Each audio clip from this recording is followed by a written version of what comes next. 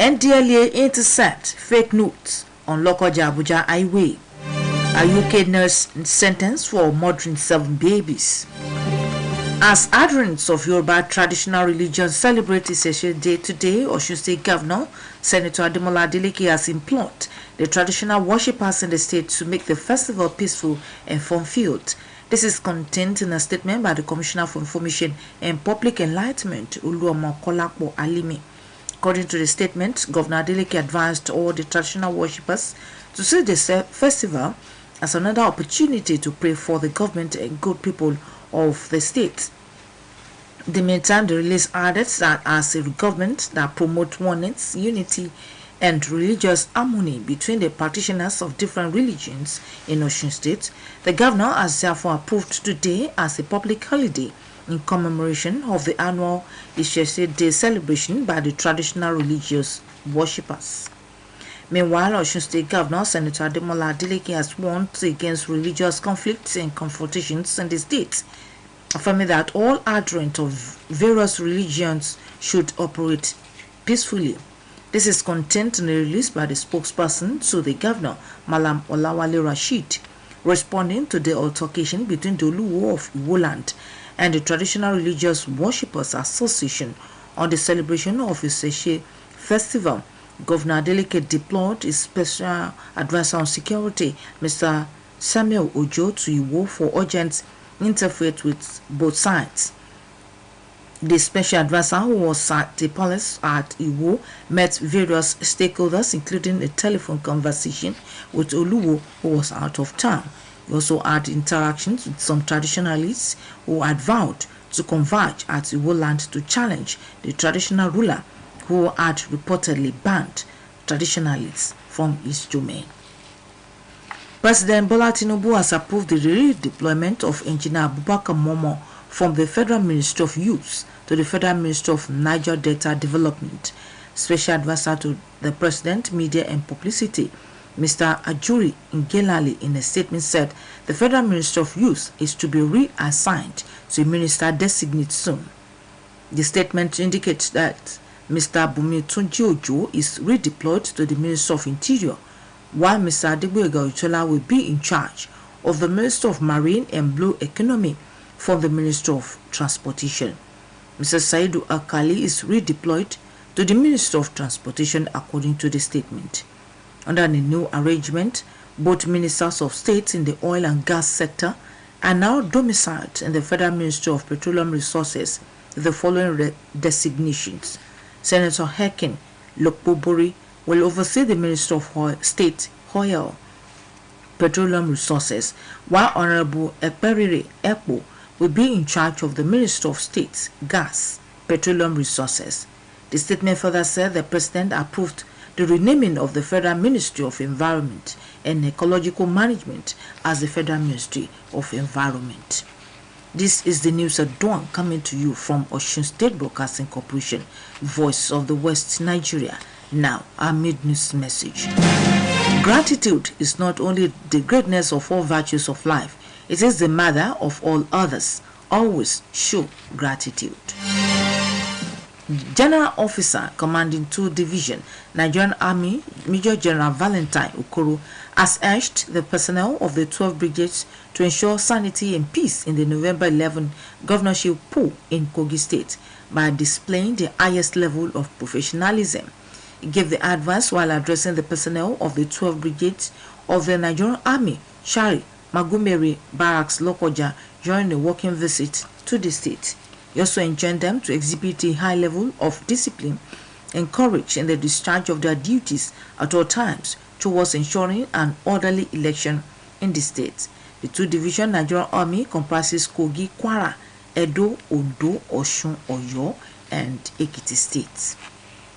A stop and search operation by operatives of the National Drug Law Enforcement Agency on the Lokoja-Abaji Highway has led to the discovery of counterfeit $23 million. The spokesman for NDLA, Mr. Femi Babafemi, stated this in Abuja that the fake currencies were recovered from a bus traveling from Lagos to Abuja. Stated that the 53-year-old driver of the vehicle, Onyebuchi in Ledemen, was arrested. Mr. Babafemi added that the suspect was earlier arrested on July 7 last year for being in possession of 20.75 kilograms of India M, and that he was on court bail when he was nabbed for yet another drug crime. And on the foreign scene in UK, a 33-year-old nurse, Miss Lucy Letby, is due to be sentenced later after being found guilty of murdering 7 babies, making her the UK's most prolific child serial killer in modern times. The nurse was also convicted of trying to kill 6 other infants at the counties of Cheshire Hospital. The trial lasted for more than 10 months and is believed to be the longest murder trial in the UK. She has indicated she will not be in court for the hearing. A legal team said she also does not want to follow proceedings via a video link from prison. The reasons for her non-attendance as much as her Crown Court have not been disclosed.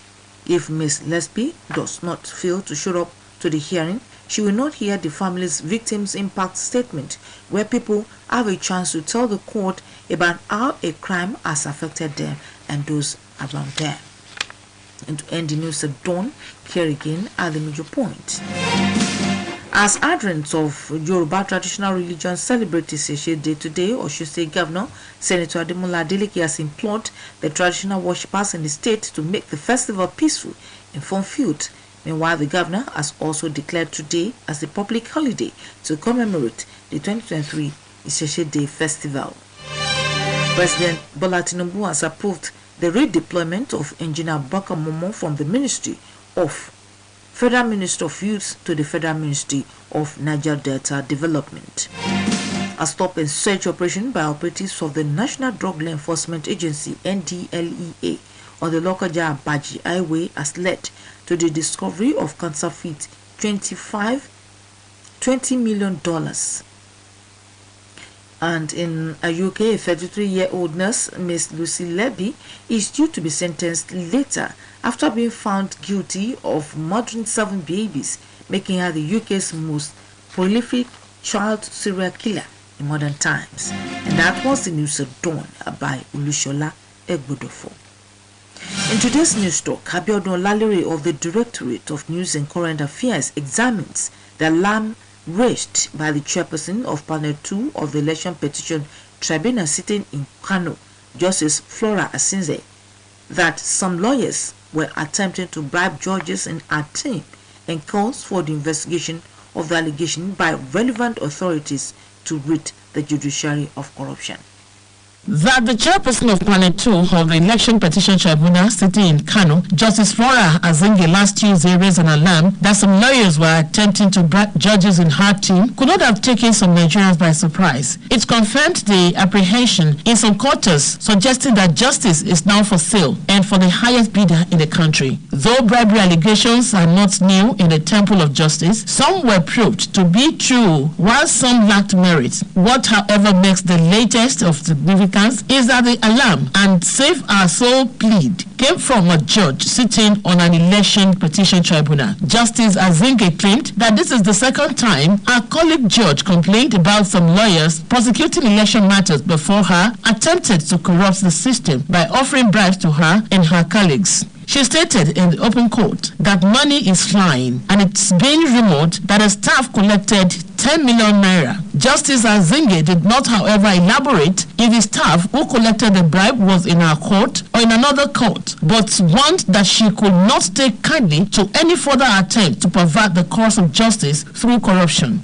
The National Judicial Council (NJC) has disciplined judges in the past on account of bribery as a way of cleansing the judicial temple. In October 2018, the NJC recommended the dismissal of 2 judges accused of corruption by the EFCC. In 2022, the NJC probed 15 High Court judges after it has dismissed petitions against 51 judicial officers of the federal and state governments. In the alarm raised in Kano, the judge alleged that lawyers are behind the bribery allegation, which casts shadows over Nigeria's judicial system, a complex issue that is threatening to erode public's trust in the pursuit of justice. What a pity. The chairman, Kano State Branch of the Nigerian Bar Association, said he read the report of the bribery allegation in an online newspaper and will only say it remains an allegation, and Justice Azinge, who is the chairperson of the tribunal, should have formalized a complaint channeled to the MPA or the Legal Practitioners Disciplinary Committee for necessary action against the erring lawyer. The NBA chairman said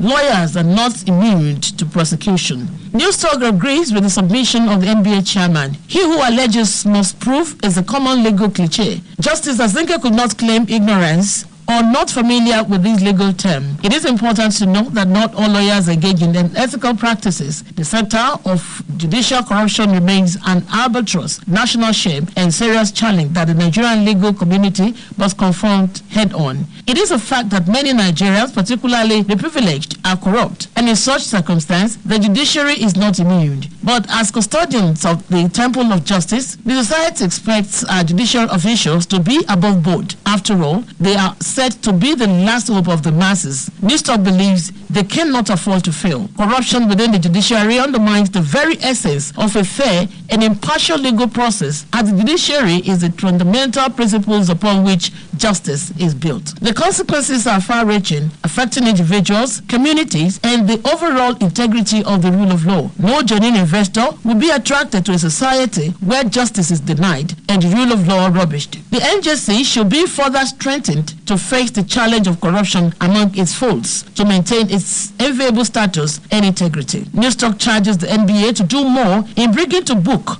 the few corrupt elements in their folds by sanitizing the profession known worldwide as noble. Newstalk further charges the NJC, NBA, and relevant security agencies to pick up the allegation of Justice Azinge against the lawyers who attempted to bribe the Kano State Election Petition Tribunal members by ensuring that offenders are brought to book. This is one of the ways that the ugly train could be nipped in the bud and the nation's judiciary rid of corruption. That news stopped by Abrodon Lallery of the Directorate of News and Current Affairs examined the alarm raised by the chairperson of Panel 2 of the Election Petition Tribunal sitting in Kano, Justice Flora Azinge, that some lawyers were attempting to bribe judges in her team and calls for the investigation of the allegation by relevant authorities to rid the judiciary of corruption. The piece was presented by Olushayo Babatunde. For more about us, you can visit www.osbcng.org. Thanks for listening to the news and talk. Good morning. Ìròyìn ní kùtù àìrè o lórí rédíò Ọ̀ṣun. Ìròyìn ní kùtù àìrè o lórí rédíò Ọ̀ṣun. Ìròyìn tó yí kúrò ẹ̀kọ́ tó múnádóko la ní kí ẹ wá gbọ́ lórí rédíò Ọ̀ṣun. Ẹ kú ìdájí o. Ìròyìn ní KUTUAI. Ọ̀làdàpọ̀ Oyètúnjí lóníròyìn ṣáájú ẹgbẹ́ kókó inú ìròyìn náà. Gómìnà ìpínlẹ̀ Ọ̀ṣun pè fún àgbọ́yé láàrin àwọn ẹlẹ́sìnjẹsìn nípínlẹ̀ yìí gẹ́gẹ́ báyàjọ wọn ṣe kò. Ààrẹ Tinubu mú ìṣípòpadà báwọn mínísítà kan tí ó búra fún lónìí. Ọwọ́ àjọ NDLEA tẹ ọkọ̀ kan tó kó ayédèrú owó ilẹ̀ òkèèrè lópòpónà márosẹ̀ ìlú Lọ́kọjà sí Àbújá. Nílẹ̀ òkèèrè nọ́ọ̀sì kan lórílẹ̀‐èdè United Kingdom ló ṣeéṣe kí wọ́n dájọ́ ikú fún lẹ́yìn tí wọ́n ló jẹ̀bi ẹ̀sùn gbígbẹ̀mí àwọn ògo wẹ̀rẹ̀. Ní báyìí ìròyìn ọ̀rẹ́ lẹ́kùnrẹ́rẹ́. Gẹ́gẹ́ báwọn ẹlẹ́sìn àbáláyé ṣe ṣayẹyẹ ọdún ìṣẹ̀ṣe, gómìnà ìpínlẹ̀ Ọ̀ṣun Sẹ́nitọ̀ Adémọ́lá Adélékè ti rọ àwọn oníṣẹ̀ṣe láti túbọ̀ máa gba àlàáfíà láàyè ní gbogbo ìgbà. Èyí jẹ́ nínú àtẹ̀jáde kan tí kọmíṣánná fétò ìròyìn Olúọmọ Kọ́lápọ̀ Álímì fi síta. Gẹ́gẹ́ bá tẹ̀jáde ọ̀hún ṣe wí, gómìnà Adélékè rọ gbogbo àwọn oníṣẹ̀ṣe láti rí àsìkò ayẹyẹ ọ̀hún bíi àǹfààní láti gbàdúrà fún ìjọba àtàwọn èèyàn ìpínlẹ̀ yìí.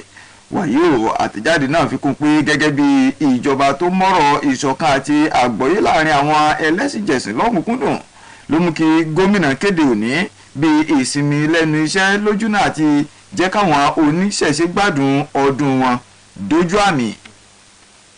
Túwẹ̀ gómìnà Adémọ́lá Adélékè ti kìlọ̀ pé kẹ́nikẹ́ni má ṣe dá wàhálà ẹ̀sìn tàbí ìtàkùrọ̀gàn sílẹ̀ nípínlẹ̀ yìí pẹ̀lú àsọyàn pé gbogbo èèyàn ló lẹ́tọ̀ọ́ láti ṣe ẹ̀sìn tó bá wù wọ́n pẹ̀lú àlàáfíà. Ìjọ nínú àtẹ̀jáde kan tágbẹnusọ gómìnà Malam Ọláwálé Rasheed fi síta nígbà tó ń fèsì sí ìtàkùrọ̀gàn tó wáyé láàrin olúwo ìlú Ìwó àtẹgbẹ́ àwọn oníṣẹ̀ṣe lórí sísàyẹyẹ àyájọ́ ìṣẹ̀ṣe ló mú kí gómìnà Adeleke pàṣẹ fún olùdámọ̀ràn pàtàkì rẹ̀ lórí ètò ààbò ọ̀gbẹ́ni Samuel Òjó láti kọjá lọ sílùú Ìwó láti lọ paná aáwọ̀ ọ̀hún. ọ̀gbẹ́ni Òjó ẹni tó náà gbéra lọ́gán lọ sílùú ọ̀hún ló bá wọn lájọlájọ tó rọ̀ kàn ṣèpàdé tó sì tún bá olúwo tó wà lẹ́nu ìrìn àjò sọ̀rọ̀ lórí ẹ̀rọ ìbánisọ̀rọ̀. bákan náà ló tún bá wọn oníṣẹ̀ṣe tí wọ́n ti kọ́kọ́ ṣèlérí láti péjọ bàbí sílùú Ìwó láti wo nǹkan gan tọ́ba aládé náà yóò ṣe fáwọn lẹ́yìn tó ní pẹ́kẹ́ wọn ò gbọ́dọ̀ mì nílùú ọ̀hún. Ààrẹ Bọ́lá Tinubu ti buwọ́lu ìṣípòpadà mínísítà tí ó di iléeṣẹ́ ọ̀rọ̀dọ́mú ẹnjìnìà Abubakar Mọ́mọ́ lọ sí iléeṣẹ́ tó mójútó ẹkùn Niger Delta. Olùdámọ̀ràn pàtàkì fún ààrẹ lórí ètò ìròyìn ọ̀gbẹ́ni Ajuri Ngilale ló fọ̀rọ̀ ìlédè nínú àtẹ̀jáde kan tó fi síta sọ pé láìpẹ́ ni wọ́n kéde mínísítà míì fún iléeṣẹ́ ọ̀rọ̀dọ́ tíjọba sì tún ti gbé ọ̀gbẹ́ni Bùnmi Túnjí Òjó lọ sí iléeṣẹ́ ọ̀rọ̀ abẹ́lé nígbàtí ọ̀gbẹ́ni Adégbóyèga Oyètọ́lá ti lọ sí iléeṣẹ́ ìgbòkègbodò ọkọ̀ ojú omi àtètò ọrọ̀ ajé láti iléeṣẹ́ ìgbòkègbodò ọkọ̀ tí wọ́n kọ́kọ́ fún tẹ́lẹ̀. Àtẹ̀jáde náà fi kún pé ọ̀gbẹ́ni Saidu Alkali ló wà nígbànú iléeṣẹ́ ìgbòkègbodò ọkọ̀ nílẹ̀ yìí báyìí. Lábẹ́ ètò tuntun ọ̀hún làwọn mínísítà kejì tó wà fẹ́ka epo rọ̀bì àtafẹ́fẹ́ gáàsì ti wà lábẹ́ iléeṣẹ́ epo rọ̀bì níbi tí sẹ́nitọ́ Ẹnikin Lopobiri ó ti ṣe jẹ́ mínísítà kejì níléeṣẹ́ epo rọ̀bì nígbàtí Èpèrìpè epo ó wà lẹ́ka gáàsì. Àtẹ̀jáde ọ̀hún ní ààrẹ Tinubu tún buwọ́lu yíyí orúkọ iléeṣẹ́ ọ̀rọ̀ àyíká àti àyípadà agbègbè padà sí iléeṣẹ́ ọ̀rọ̀ àyíká nìkan báyìí. Adarí iléeṣẹ́ ọmọ ogun ọ̀wọ́ kejì ọ̀gágun Valentine Okoro ti rọ àwọn ọmọ iléeṣẹ́ ológun ẹkùn kejìlá láti rí pé àlàáfíà jọba lásìkò ètò ìdìbò gómìnà ìpínlẹ̀ Kogi tí ó wáyé lọ́jọ́ 11 oṣù 11 ọdún tàwa nínú rẹ̀ yìí.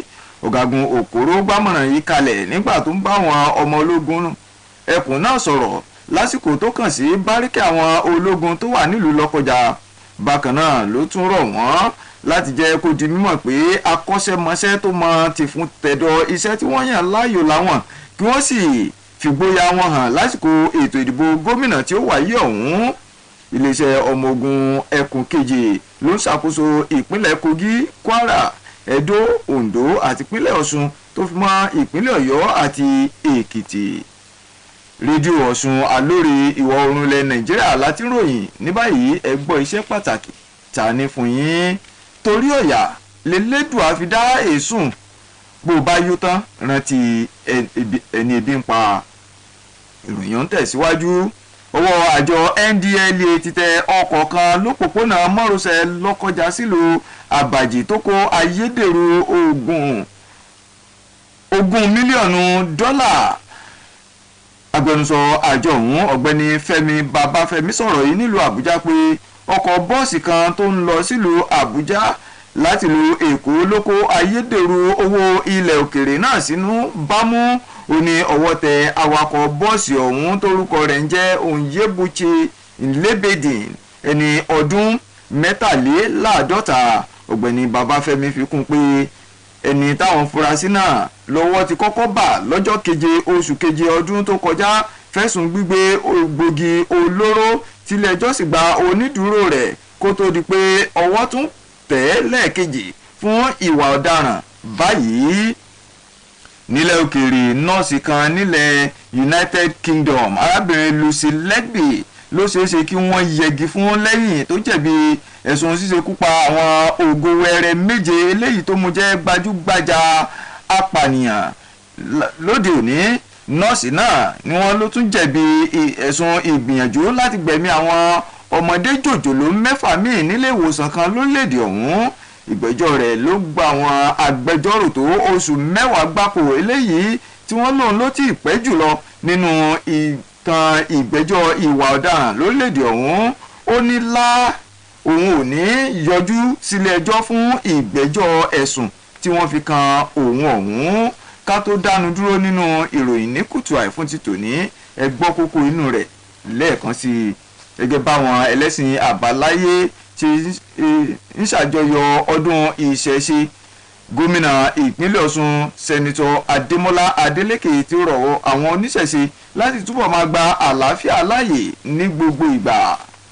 Ààrẹ Bọ́lá Tinubu buwọ́lu ìṣípòpadà mínísítà tí ó di iléeṣẹ́ ọ̀rọ̀dọ́ mú ẹnjìnìà Abubakar Mọ́mọ́ lọ sí iléeṣẹ́ tó mójútó ẹkùn Niger Delta àtàwọn mínísítà míì tí ó búra fún lónìí ló sì wọn nípò padà lọ sílé iṣẹ́ míì. Owó àjọ NDLEA tẹ ọkọ̀ kan lópòpónà márosẹ̀ Lọ́kọ́jà sílùú Àbàjì tó kó ayédèrú $20 mílíọ̀nù dẹnu. Nílẹ̀ òkèèrè láti múròyìn wá fún yín pé nọ́ọ̀sì kan nílẹ̀ United Kingdom, arábìnrin Lucy Legby ló ṣeéṣe kí wọ́n yẹgi fún lẹ́yìn tí wọ́n ló jẹ̀bi ẹ̀sùn ṣíṣekúpa àwọn ògòwẹ̀rẹ̀ 7 léyìí tó ti mú jẹ́ gbajúgbajà apànìyàn lórílẹ̀‐èdè ọ̀hún. Èyí ló pin ìròyìn ní KUTUAI fún ti tòní. Olúṣọlá Egbọ́dọ̀fọ̀ lólóòtú, Ọládàpọ̀ Oyètúnjí lóníròyìn. Èrò tí wàá tòní tí Abíọ́dún Ọlálérè tí iléeṣẹ́ ìkọ́ ló bójú gbàjarè tálága ìgbìmọ̀ tó ń gbẹ́sùn tó súyọ lẹ́yìn ètò ìdìbò tó kalẹ̀ sílùú Kano. Onídàájọ́ Flora Azinge ké pé àwọn agbẹjọ́rò kan ń gbìyànjú láti fáwọn adájọ́ tó wà lábẹ́ òun níbọ̀bẹ́, tó sì ké sí àwọn aláṣẹ tọ́rọ̀ kàn láti ṣèwádìí ẹ̀sùn ìwà ìbàjẹ́ ọ̀hún tí wọ́n ló ti di kọ́kọ́rọ́ kan tó ba eyín ajá jẹ́ lẹ́ka ètò ìdájọ́ ilẹ̀ yìí.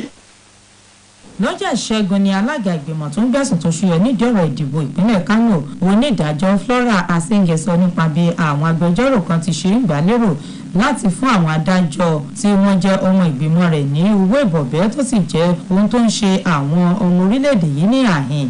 Níṣẹ́ làwọn kan sọ pé wọ́n fẹ́ sọ ẹ̀ka ètò ìdájọ́ di èyí tí wọ́n fowó rà ní, bó tilẹ̀ jẹ́ pé ẹ̀sùn ìbọ̀bẹ́ kì í ṣe tuntun lẹ́ka ètò ìdájọ́, nígbà tí àwọn kan jẹ́ tòótọ́ tí àwọn míì kò sì lẹ́sẹ̀ ńlẹ̀ rárá nígbà míì ẹ̀wẹ̀. Kí ló jẹ́ kí èyí ṣe pàtàkì? Kò sẹ́yìn ìpè àti àrọwà ẹ̀dọ́là wà lọ́wọ́ adájọ́ lórí ẹ̀sùn tó ṣúyọ ọ̀hún. Onídàájọ́ Azinge ló sọ pé ìgbà kejì nìyí tí akẹgbẹ́ rẹ̀ kan tó jẹ́ adájọ́ ṣe atótónu lórí àwọn agbẹjọ́rò tó pe ẹjọ́ lórí ọ̀rọ̀ ètò ìdìbò ṣáájú kí wọ́n tó ba nǹkan jẹ́ nípasẹ̀ fífún òun àti àwọn akẹgbẹ́ òun lówó ìbọ̀bẹ́. Níwájú ilé ẹjọ́ ló ti sọ eléyìí, èyí tó fi sọ pé níṣe ni owó ń fò káàkiri báyìí o. Òótọ́ sì ni àhesọ ọ̀rọ̀ tó ń lọ káàkiri nípa pé òṣìṣẹ́ kan gba mílíọ̀nù 10 náírà. Onídàájọ́ Azinge sọ gbangba láti mọ̀ bóyá irú òṣìṣẹ́ tó gba owó ìbọ̀bẹ́ bẹ́ẹ̀ wà ní inú gbọ̀ngàn ilé ẹjọ́ tàbí ibòmíì, ṣùgbọ́n tó ṣèkìlọ̀ pé òyòwù tàbí ẹni yòówù tó bá san irú aṣọ bẹ́ẹ̀ sọ̀rọ̀ ni yóò fojú winá òfin tí yóò sì jẹjọ́ irú ìwà bẹ́ẹ̀. Ẹ̀ka ètò ìdájọ́ ló ní ìjìyà tó máa ń ṣe fún èyíkéyìí adájọ́ tó bá lọ́wọ́ nínú jẹgúdújẹrá gẹ́gẹ́ bí ọ̀nà láti ṣe àfọ̀mọ́ ẹ̀ka ètò ìdájọ́. Lóṣù kẹwàá ọdún 2018 ní ẹ̀ka ètò ìdájọ́ pè fún dídá adájọ́ méjì dúró lórí ẹ̀sùn jẹgúdújẹrá, èyí tí àjọ EFCC fi kàn wọ́n lọ́dún 2022. Bẹ́ẹ̀ ni ẹ̀ka ètò ìdájọ́ tún ṣe ìwádìí àwọn adájọ́ ilé ẹjọ́ gíga 15 lẹ́yìn tó dá ẹjọ́ ẹ̀sùn tí wọ́n pè nù tako àwọn òṣìṣẹ́ ẹ̀ka ètò ìdájọ́ bíi 51 níjọba àpapọ̀ àti ìpínlẹ̀ lórí ohùn àti gbàjarè tí wọ́n ké síta ní Kano. Adájọ́ ọ̀hún ló fẹ̀sùn kan àwọn agbẹjọ́rò pé àwọn ni wọ́n wà lẹ́yìn ẹ̀sùn ìbọ̀bẹ́. Èyí ló ń ṣe àfihàn bí ẹ̀ka ètò ìdájọ́ orílẹ̀-èdè Nàìjíríà ti ṣe rí lọ́wọ́lọ́wọ́ báyìí, tó jẹ́ ohun tó ń ṣèdíwọ́ fún ìgbẹ́kẹ̀lé táwọn ará ìlú ní nínú wọn nípa ìdájọ́, tó sì jẹ́ ohun tí ó ṣe ní láàánú lọ́pọ̀lọpọ̀. Alága ẹgbẹ́ àwọn amòfin ẹ̀ka ti ìpínlẹ̀ Kano ti sọ pé òun ti ṣetán láti fi tó èyíkéyìí ẹni tí wọ́n bá fẹ̀sùn gbígba rìbá kàn fún ìwé ìròyìn tí yóò sì jẹ́ ẹ̀sùn tí onídàájọ́ Asenge tó jẹ́ alága fún ìgbìmọ̀ tó ń gbẹ̀sùn tó ṣúyọ nídọ̀rọ̀ ìdìbò yóò ṣe agbátẹrù rẹ̀ fífi bí ohun gbogbo ti ṣe rí tó ẹgbẹ́ àwọn amòfin létí àti ìgbìmọ̀ tó ń kóni níjànú láti gbé ìgbésẹ̀ tó kàn tako èyíkéyìí agbẹjọ́rò tí ó bá wúrú ìwà bẹ́ẹ̀.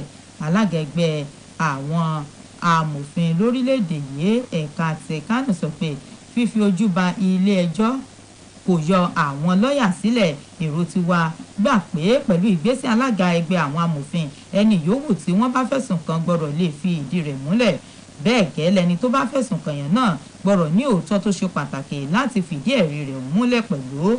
Ó ṣe pàtàkì láti mọ̀ pé kì í ṣe gbogbo àwọn lọ́ọ̀yà ló ń lọ́wọ́ nínú ohun tí kò bófin mu. Jẹgúdújẹrá ló jẹ́ ara ìpèníjà àti ìdojúkọ tí àwùjọ àwọn amòfin gbọ́dọ̀ wá ojútùú sí.